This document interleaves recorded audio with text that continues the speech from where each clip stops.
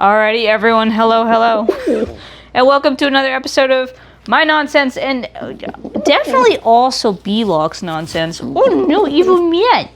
He's being a very evil man today, because he has once again decided that I'm not allowed to sit in his special chair. What? Anyway, it is about 5 o'clock on a Friday, and I've had a very successful writing day today, and I'm feeling quite, free and joyous because classes are over, and also the weather's nice, everything is in full bloom, life is great, it is springtime. And that's why today I really wanted to give you just a little kind of angry boy fireside chat about things I wish I had been told 14 to 15 years ago before I got started on this whole witchcraft journey. I wrote them down so I wouldn't forget, but before we get into all that, let me please say hello. My name is Sarah Stresen. I am a Christian witch content creator, writer, educator, pigeon parent, and specifically a writer of these 2 books right here, Discovering and Discerning Christian Witchcraft, which, if you saw the words Christian and witch in the same sentence, and you said, what? Don't worry, I understand. That's what these 2 books are for. The first one being very much just the how it even works and goes together. The second book being what kind of journey you end up going on as a person.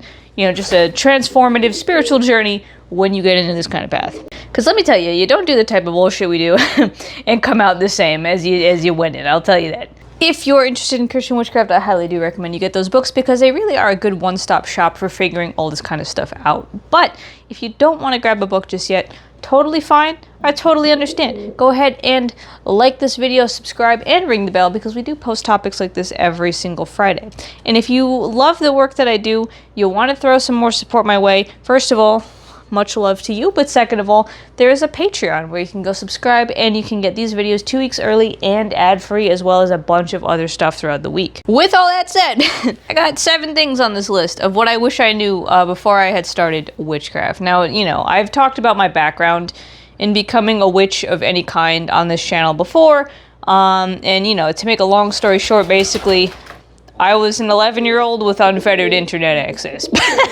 Grew up in a very lax Catholic family with parents that were always very fantasy-minded anyway, loved stuff like Harry Potter and Lord of the Rings and fairies and whatever the hell else. I, as a child, was smitten with every poorly coded, sparkly 2000s era Wiccan website with the dark backgrounds and the purple text, okay, yep. But obviously, as an 11-year-old, there were a lot of things I couldn't understand or appreciate because I was 11. But now, as an adult, if I could go back and really impress upon, like the mentor figure does in the first book of the Earthsea series, my old self, I would definitely tell her these things. And the first thing I want to tell y'all, and also my past self, is that witchcraft is actually not very glamorous whatsoever. You might not think so. You might go on Witch Talk and see all of these really cool edits of people with their super pretty spells and like the whole fucking, Spice Isle of shit tossed on their table and all the candles and blibbity-boo. And you might see all that shit and be like, yeah, witchcraft is so cool and dark and mysterious. No. No. I fucking hate being an occultist because the moment I start reading a book, it's like, oh, by the way, you should probably read this book that was written like centuries before to understand what this book is talking about, by the way. So you go and read the older book, only to discover that you need to read an even older book. When will the madness end? How deep does this actually go? 90% of witchcraft, I shit you not, is chain smoking behind a Denny's over some obscure grimoire that no one on planet fucking Earth understands. I'm not gonna lie.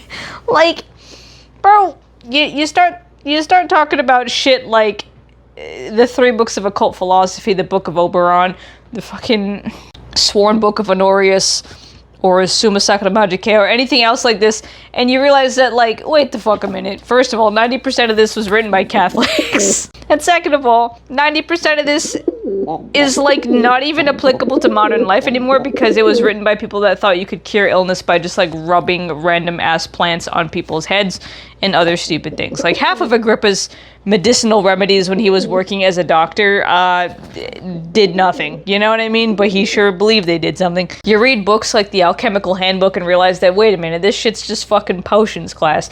This shit's just extremely busted, like, proto-chemistry class. What are we doing? And so as much as you might look at all those fun, cool spells on Witch Talk and all the cool magical stuff people have and all their tools and bells and whistles and blah, blah, blah, blah, blah, you realize that no. Magic is way less of that and way more of just beating your head on a wall trying to understand all of these obscure manuscripts, trying to gather knowledge, looking for magical theory and knowledge in random ass places you wouldn't expect to find it. Every single time I make a video, y'all see these kinds of videos back, books back here. There's reason for that. You'll notice that these aren't like, you know, Barnes and Noble era friggin', oh, how do you spell 101? You know, these aren't like witchcraft books in the sense you might think of, right? Sure, I've got books on Styrian witches in European perspective and like, you know, Christianity and precatory arts. But I've also got ones like, you know, Platonism and mystical theology, Saint Gregory of Nyssa back here. Because the thing about magic is that it is extremely mental work. It's mental. It's entirely mental. And you end up figuring out the more you go that, like, all this bullshit with spell items and this and that and up and down really doesn't mean anything if you don't understand the theory behind it. It is very much like your average chemistry class in a high school where the teacher's not going to let you run around and start mixing chemicals together until you understand why you need to be wearing goggles in the lab. Like, if you don't know lab safety and the bare fucking basics of, like, entropy, get ya paws off them chemicals. You know what I mean? Like, no.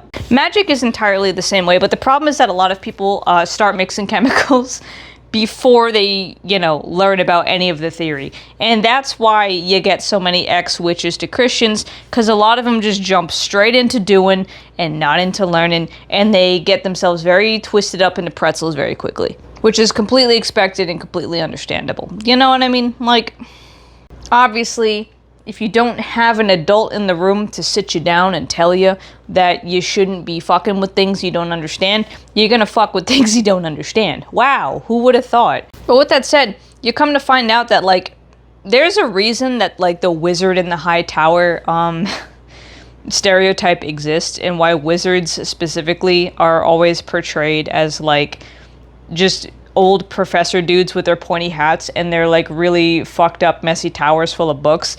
Yeah, because the amount of, like, book learning you gotta do. Like, there's a reason that whenever you play a video game, the magician has the highest intelligence stat. You need, like, big brain. You need, like, you don't need to be Einstein, right? You don't need to have all the classical Western education, but you gotta know your ins and outs. You have to have read enough to understand the theory of what you're working with, connect dots between sources, and do the typical kind of largely academia looking type shit. You can't just be goofing around in there. And that is honestly where we might find people making a hard divide between magic and witchcraft, actually. Because if you don't want to do all that fancy book learning, that doesn't mean you can go without learning.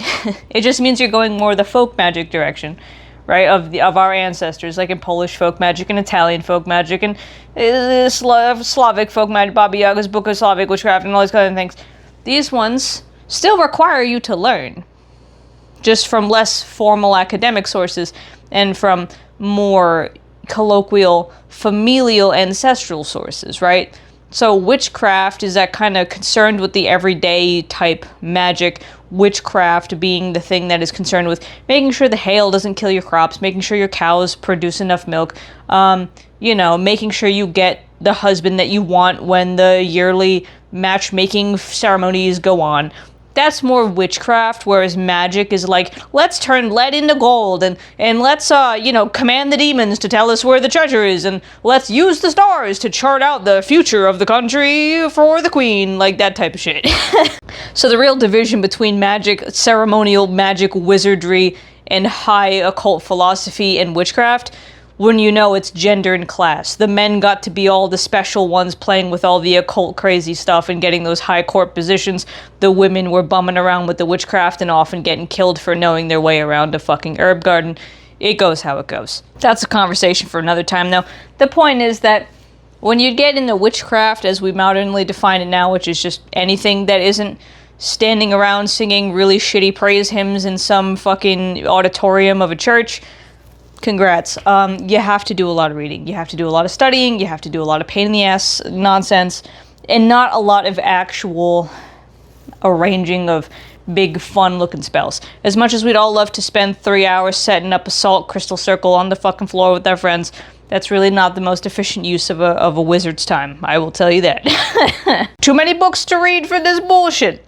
Too many circles of bronze to painstakingly carve with these very specific sigils and casting seals. And these, despite the fact that I wrote them down, we're going totally out of order, because all of that brings me to my next point, which, you know, you might be saying to yourself, okay, well, what the hell's the point of being like a magician, a wizard, a witch of any kind, if most of what you're doing is reading and not actually witching? Well, that brings me to the next thing I wish people would have told me, which is that just because you know how to do magic doesn't mean you have to do it all the time. Like, in fact, the amount of times you actually need to do magic, like actually sit down and knock on the door of the divine and say, hey, shit's fucked, rub my elbow and give me a hand here, the amount of times you actually need to say that and do that are very far and few in between.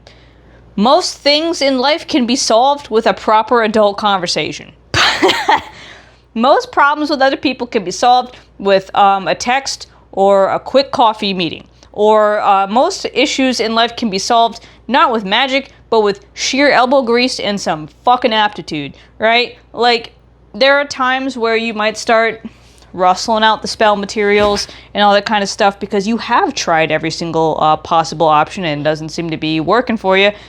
But most people seem to want to reach for witchcraft first just because they know how to do it and not really follow through on the mundane parts that back the witchcraft up. Once you realize that the mundane component is still required, that just because you do a money spell doesn't mean you can just sit there with your hand out and, expect magic to fill your life, right? Like, you realize that, okay, instead of defaulting to magic, you should just send the job application first. You should just look for the opportunities first. And also understand what kind of opportunities are aligned with you to begin with, so you're not just chasing your own tail out there in the big mess that is the world. Once you realize that, you can stop wasting your time fucking around with spells that you really didn't need to be doing. And then when stuff is really fucked, then you can go do a spell. Then you can say, okay, hold on, hi universe, I cannot see the path ahead. Hello spirit that I am contracted to, hello God that I am devoted to. Open the door for me because I'm clearly stupid and missing it. Right? That's usually how it goes. It's usually a case of, clearly I'm missing where I'm supposed to go. And it's like getting a hint in a video game. Hello, I would like a hint. Where do I go? So you learn that magic isn't really like doing the thing, isn't creating the abundance. The magic is the equivalent of putting a quest marker on the quest that you were supposed to do, so you know which direction to go in.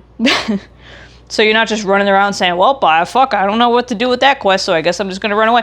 It's the equivalent of giving you the IGN guide or just putting the quest marker down so that you have some direction to go in as you traipse through the open world landscape of the game. That's really it. And for the most part, that is enough for people. Once you figure out where to go and what to do, it's great. That's all people really need in the first place. So, yay. But once you learn how to kind of start trusting your own competence in doing that on your own, the need to actually do hardcore spells becomes less and less and less. And then what magic itself becomes as a tool is less about getting shit materially and more about inner work and building the intuition and the resilience and the resolve and all these other things to in fact go right away and get the things that you want. Which brings me to the next thing I wrote, which again, all of these are now extremely out of order. The way my brain was working when I wrote these down versus the way my brain is working now are very different. Oh well. But anyway, so that brings me to my technically now third point, which is that if you're going to become a witch, if you're going to do magic of any kind, you have to understand that you cannot bypass spiritual growth and spiritual learning. It doesn't matter what spirituality you operate in. It doesn't matter what you call it, if you even call it spirituality at all. Maybe you're calling it self-development. Maybe you're calling it psychological, understanding or psychological reasoning or whatever. If you don't believe in gods and spirits and you're working from an agnostic perspective, the same idea still applies. Basically, you cannot jump into witchcraft and completely bypass the concept of shadow work, self-help, whatever the hell you want to call it. Granted, I do think with shadow work specifically, there is something to be said for doing this with a trained professional, a licensed mental health professional like a therapist or something like that, because that specifically delves into your own issues, traumas, things you don't like about yourself, bad habits and their sources, things like that. And that's very difficult to deal with on your own. It's very hard to work through that without some kind of professional guidance, right? You might trigger yourself, you might spiral into very bad places mentally if you're doing these things on your own. So like tread with caution there. But definitely I will say that spirituality is something that cannot be bypassed when you're dealing with witchcraft, especially because if you are a Gnostic person, a Gnostic being someone who believes there are gods and spirits and everything else like that, you will find that you will run into a world that is completely distinct and separate from the one that you materially live in.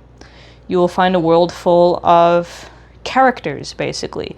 Characters who have different names and different weight to them. Now I'm thinking of all the models of the universe and how when we think of stars and planets, the gravity of them, right? The gravity that the force they exert depends on their mass. And some have little mass and don't bend the fabric of the universe that much. Others have a lot of mass, like a black hole, and they bend the universe into such an extreme singularity that anything that crosses that threshold is just an enigma to us, right? So the world of spirits is much the same. There are some spirits who are so small that they really don't do anything. If I had an asteroid the size of my head, this asteroid is not going to bend material reality that much. But if I have a planet the size of Earth, that's going to start bending space-time. And if I have the sun, that's going to sit fat and heavy in that fabric of space. And if I have a black hole,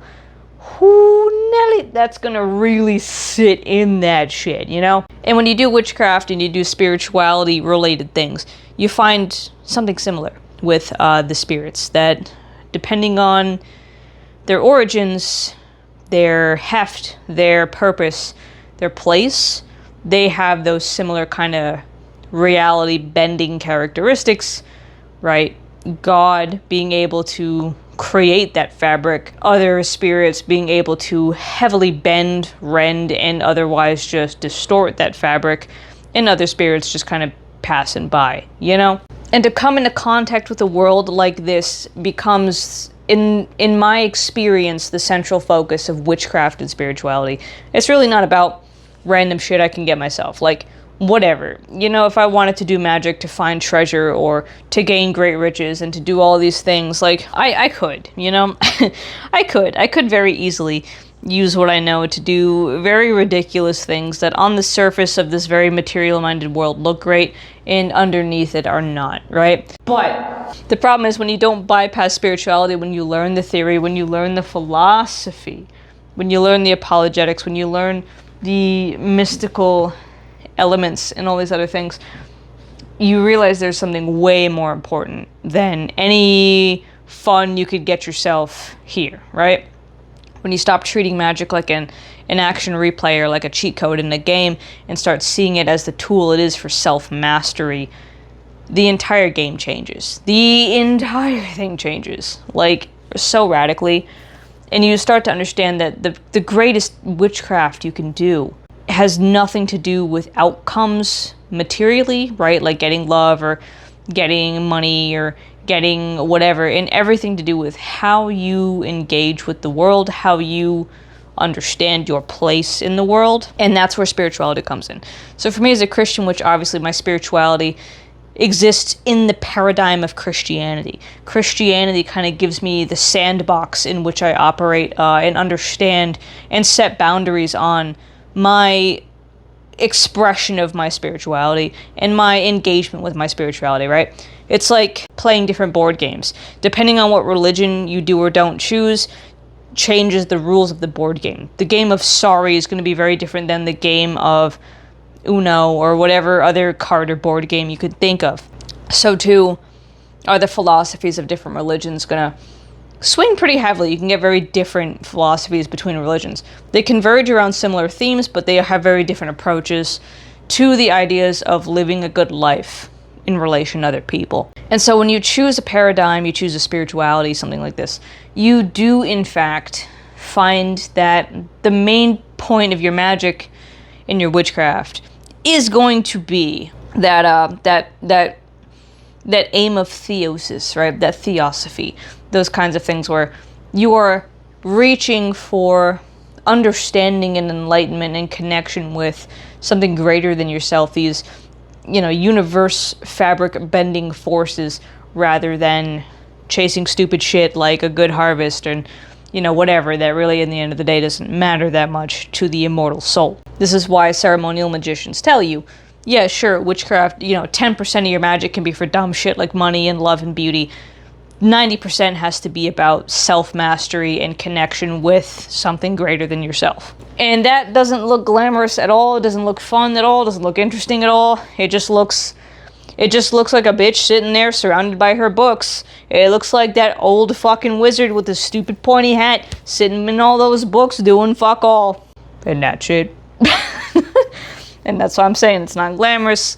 It's not easy. And it can't bypass that spirituality, because once you get to that point with your spirituality, you realize you really don't need those material things in the first place. For example, with my own path, I used to do, and I still do, my monthly money spell and whatever.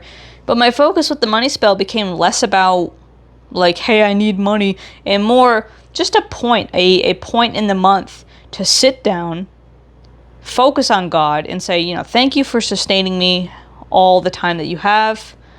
I would like to continue to be sustained. Please continue to keep my house while I continue to do this work you've set me out to do.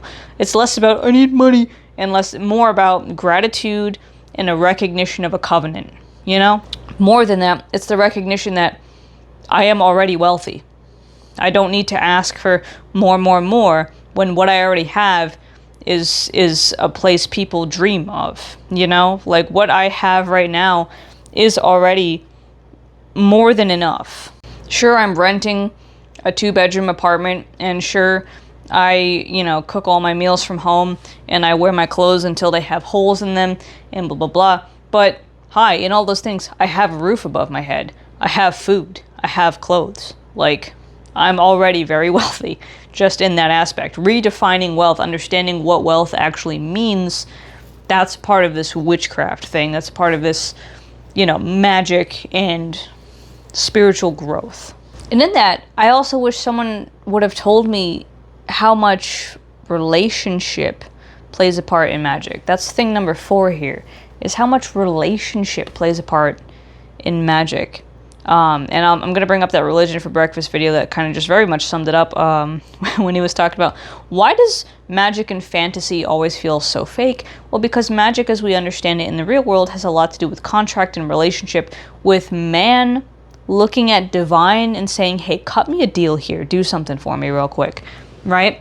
And that's really how witchcraft works. You can't just do shit of your own volition. You could, I guess, but relationship is required. Even if it's like in an agnostic perspective and you have just a relationship with yourself, you need to be able to trust yourself. You need to be able to build those relationships between yourself, your tools, your practice, something. There has to be some bond, some understanding here. And for more Gnostic folks who do believe in gods and spirits and things like that, how can you expect to get any meaningful work done if you treat your gods and your spirits like just tools to get stuff and not autonomous creatures and wise beings with things to tell you and teach you, who can see farther ahead than you and who are interested in your growth? How can you not respect the basic rules of social reciprocity and give as much as you get? How can you not make this an equal system, right? Witchcraft is interesting because it can break that system. It can exist outside that system. It can force an effect. It can, shove things out of alignment for one's own will. But I find that if you really look into what about witchcraft has been so perverse and demonized throughout so many cultures in history, not just Abrahamic religions, but ancient Rome, ancient Assyria, ancient Acadia, ancient Babylon, all of these places, that is really it. It is the witchcraft that completely eschews the reciprocity of the world, right? That kind of give and get equilibrium. That's really where the problems arise. When people just do magic and abuse systems and abuse spirits to get what they want at the expense of the natural order, of the safety and the health of their communities, and all those other kinds of things. When we see these verses in the Bible, like Exodus 22:18 and all these other ones, this is what they're talking about. They're talking about people who poison, who hurt, who take with no regard for who they're taking from. That is how this illicit and illegal magic was really defined in the ancient world. And so, knowing that, I wish someone had told me that, like, hey, yeah, witchcraft doesn't mean you can just do whatever you want at the expense of other people. It doesn't mean you can exert your will over other people. It means that there is a give and take. There is a dance happening here. There is reciprocity, and there are relationships that need to be built. If you're going to be, especially like any kind of religion, like a Christian witch, you can't just do whatever you want, even if it's stuff that God says, hey, that's not good for you, right? Like, you can't just spit in God's face and then say, all right, power the money bowl. Like, this leads into self-mastery. It's learning how to temper your stupidest impulses and play by a system that doesn't hurt other people, but instead benefits other people. That is a mutually beneficial system rather than a more exploitative, shitty one like we're all currently living in right now. Because of that, this kind of leads into my last three that are all kind of interconnected. And we're going to start by saying, like, because of all of this that I've just talked about, this is also why one thing I wish someone had told me is that there actually is no such thing as magic power. I wish someone had told me that there's no such thing as someone being more powerful magically than you. You know what I mean? Because it's like you go online, especially if you're like new to witchcraft, you go online and you see all these people who look, again, they look very powerful with their great value basil strewn all over the table, and with all their 13 billion friggin' candles everywhere, and their really cool mirror or something that they got somewhere, who knows.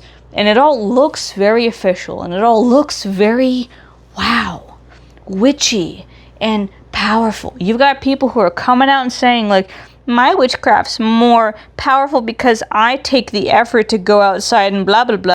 And it's like, there's no such thing as magic power. There's no such thing as varying power levels. There's no universe where one person can say, don't mess with me, I work with Hecate, and that means anything. No offense to Hecate, of course. But you see this all the time on Witch Talk. People run around being like, I would not mess with me because I work with insert whoever the fuck deity here.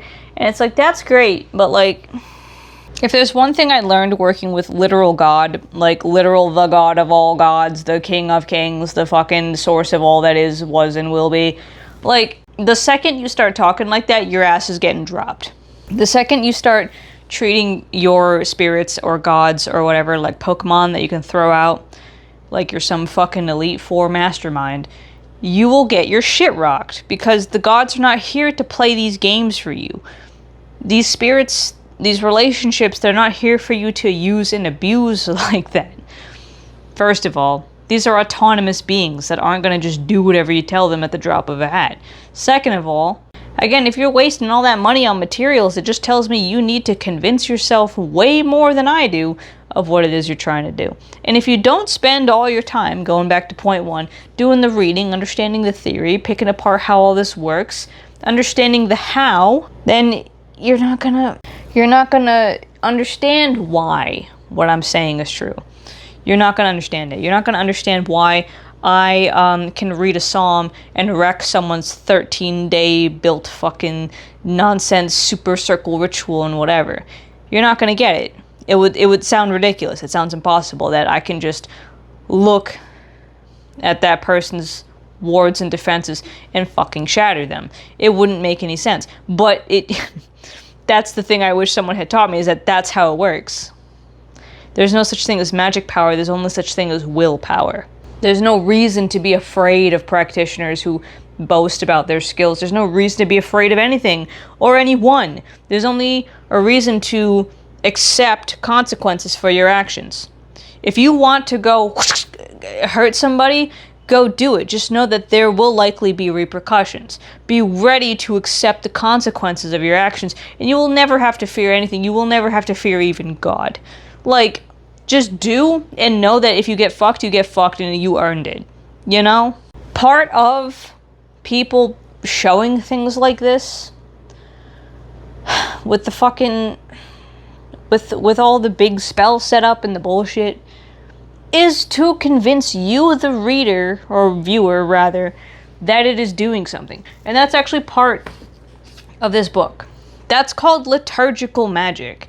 Liturgical magic works by the added belief of the congregation. So in this book, it talks about how priests will excommunicate someone, or rather, whoever, I don't know, the bishops, whatever the fuck, someone gets accused of some bullshit like murder or whatever, and they get excommunicated for a mortal sin, blah, blah, blah. The priest will go in front of the congregation at that next mass, and he will read out basically a litany of curses against that person. May he be cursed standing, may he be cursed sitting, may he be cursed sleeping, may he be cursed waking, may he be cursed plowing, may he be cursed idling, may he be cursed eating, may he be cursed drinking. They'll just go on and on and on like that to the whole congregation who's looking around, and because they believe in the authority and the power of the priest, they add their own belief to the spell. And when they add their own belief to the spell, now you have multiple witnesses, multiple threads within the universe that say, this is true, and this holds, and this is. And that in itself is extremely powerful. You don't need to, know magic at all to understand how powerful it can be for the masses to believe something. You can connect this to the phrase, history is written by the winner, right? This idea that whoever gets to decide the thing gets to then disseminate the belief to the people who then hold on to that belief as fact. And the thing about that is that it doesn't matter what is true, it doesn't matter what actually happened. If you can get enough people to believe one narrative, they will act as if that narrative is true. And the moment they act as if that narrative is true, it becomes true, and it affects the future. Now we're getting into Orwell. He who controls the present controls the past, and he who controls the past controls the future, right? That is magic theory. And that is what these people are doing when they show you how powerful they are and how awesome they are with their fucking nonsense-ass, big, explosive, aesthetically pleasing spells on TikTok. They're bullshitting you into adding your own belief into their magic. But the fact is that that big spell could just as easily fall to shit from one well-placed cantrip as anything else. This is why I say to people the most powerful spell on earth is the simple one-word spell called no. Sheer denial of a spell's effects, that's the most powerful thing you can do. And because of that, that's where you find out you actually don't really need tools for magic. And that's another thing I wish I had learned, is that no, you don't need to collect special berries and special herbs. You don't need to collect special jars and special crystals. You don't need to collect special knives and bottles and incenses and blah blah blah. You don't need cauldrons, you don't need daggers, you don't need pesticles, you don't need chalices. You don't need any of this stuff. You just need your own will, sharpened by years of experience, sharpened by years of study with these concepts, with these ideas. The second you realize that actually, wait, all of these materials are just set dressing, just things to help you get in the zone and further visualize and orchestrate your understanding, the sooner you can let them all go. then you don't need tools at all to be a very powerful magician. And those are the magicians to be feared, because they can undo you with a look. They can undo you with a word. They can undo you with a thought.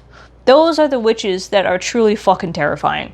Are the ones who have mastered themselves to such an extent that they do not waver when others pull their bullshit, and that they're just like, nope. And ironically, this is where I have learned a lot from my atheist partner, because he is the king of looking at any of this stuff and saying, bullshit my ass, not gonna happen. And it doesn't. That's his own magic, right there. You know? Just strong mind, strong opinions, strong values, strong understanding of self. That in itself is your best ward against bullshit nonsense. And again, that's not to say, as we were talking about last time, that's not to say you can't have your tools. That's not to say you can't enjoy them. I've told you how many tarot decks I have. I told you all my fun little tools and funds and trinkets and aesthetics, because I like them, and they make me happy, and they're fun, right? And because I understand the value of different things and different explanations of things. All of these books are my own trinkets. I love them. But you don't need them. That's a big thing. I wish someone had told me starting witchcraft the difference between a need and a want. Because the things that I need are very few. The things that I want are very many. And I've learned to focus my resources, if I'm going to have trinkets and I'm going to have herbs and all this stuff, to focus them on things I actually use and not things that I'm told I must have. Just like a lot of people get in trouble with Christianity because they're told that everyone must do the same things as Christians, so too do witches get in trouble being told they all need these crystals, they all need these herbs, they all need these books, they all need these tools. You need what works for you. You need what seamlessly incorporates into your lifestyle. That's what you need. You don't need anything else than that. So if I'm going to grow herbs for my witchcraft, it's not going to be these random ass obscure plants I can't do anything with. It's going to be herbs I use in my cooking as a kitchen witch. Cilantro and parsley and basil, borage flowers, marigold flowers. It's going to be these kinds of things. It's not going to be just fucking nonsense that I don't have any practical use for outside of my magic. You know, because that's just a waste of space. That's just collecting stuff that sits there and collects dust on its own. And to bring the last point in that I want to talk about in this little fireside chat here, I'll say this. When it comes to stuff like magic and gnosis and all these things, these occult and hidden things, there is some truth in the idea that it does lead you sort of, not down a path to ruin, but down a path of a loss of ignorance, right? And therefore a loss of bliss. Ignorance is bliss, they say. And when you are on a witchy path, a magic path, an occult path, a philosophical path like this, the more you know, the less content with this world you're going to be. And it's really difficult to sit here in this world watching these people fuck around the same way again and again and again, not learning from their mistakes, not understanding that the shit that they're doing is shit we've already seen 13 times over. The more you do this kind of stuff, the more you explore, the more you learn, the more you speak to spirits, the more you engage with others, the more you learn about magic and read the words of the people of yore, like Agrippa and all the saints and all of the early church fathers and blah, blah, blah, and all the mystics and stuff. The more you understand why Ecclesiastes is a book in the Bible so fucking emo, and the more you understand that it is true that there is nothing new under the sun. Of course you don't need to gather as many materials, and of course you don't need to flex your power, and of course you don't need to do a bunch of magic, because you understand more and more the rhythms of the world, your place in the world, and why even if things suck sometimes, there's not a reason to lift your hand, because you understand that this is the seasons that we must go through. You're not going to do a spell to ease your suffering any more than you're going to do a spell to erase the season of winter. Because you understand that winter serves its function and that it has a purpose in the turn of the world. You understand that to erase all of these things that, you know, make you sad in your life would be unnatural and would be detrimental even. And it also makes you understand why the common stereotype of wizards is not only that they are, you know, learned men in their high towers, but that they are crotchety assholes. Because you start getting just short with people, impatient with people, because people keep just saying the same stupid things, assuming they understand anything about anything. And when you can hear it in their voice that every single one of their words is so damn hollow, has no understanding in it, it gets hard to interact with people. You talk to people and you realize that you're talking to basically a robot. Someone who says things that they've heard other people say but doesn't understand them. And that's really difficult when most of the people around you start doing that thing and talking like that. That's why it is the mystic's job, and it is the magician's job, and it is the wizard and the occult philosopher's job to hold these things and to try and share them with people and try and usher people into more complicated thinking than what they normally do. In short, I wish when I was an 11-year-old all enamored with the fucking concept of magic, I wish someone had told me that this is not at all a glamorous, fun, super powerful, ooh, wow, look at me path. No. No 11-year-old Sarah. This is actually the most exhausting, pain-in-the-ass bullshit path where you learn a lot of secrets that you wish everyone would have, but most people block themselves off from because it makes them uncomfortable. Where you learn that you have all the power in the world and therefore have all the more weight of responsibility to not use it stupidly, and therefore you're really no better off than if you didn't have it at all, right? That's what you really learn when you do magic long enough. Is that, yeah, you could do all this stuff, but you're not gonna, the way that you're not gonna fucking, you know, fill in lakes or level mountains to make good parking lots. You're not going to do these stupid things that just benefit you at the detriment of everyone else on Earth. You're not gonna do it. You can have all the power in the world and you're not gonna use it because you understand why you shouldn't. And that's a rough fucking place to be, man. That's a rough fucking place to be. Mentally, it's just a rough fucking place to be. At the same time, I wouldn't trade it for anything. I really wouldn't. The kind of self-mastery, the kind of understanding, the kind of peace, the kind of growth that you get on a path like this is worth more than all of that angst. Worth so much more than all of that frustration and annoyance, right? It is worth enough that you also develop just as much compassion as annoyance and just as much, you know, goodwill as you do frustration. You know, they all come in equilibrium with each other. It really is a beautiful thing. It really is something very special. It's just not for everyone, and I think this is why we see so many ex-witches to Christians. It's not for everyone because it is very heavy. It's very heavy, right? Just like that phrase, heavy is the head that wears the crown.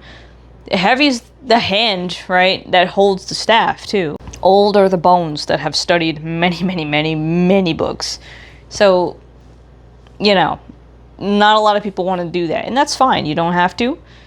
But if you're going to get into witchcraft and you're going to say, oh, wow, this looks really cool, understand that you are walking into a self-directed path that is fully your own responsibility, that will teach you many, many things that have nothing to do with glamour and beauty and money and whatever, and everything to do with understanding that the world around you is a fucked up world and you're not going to fix it single-handed.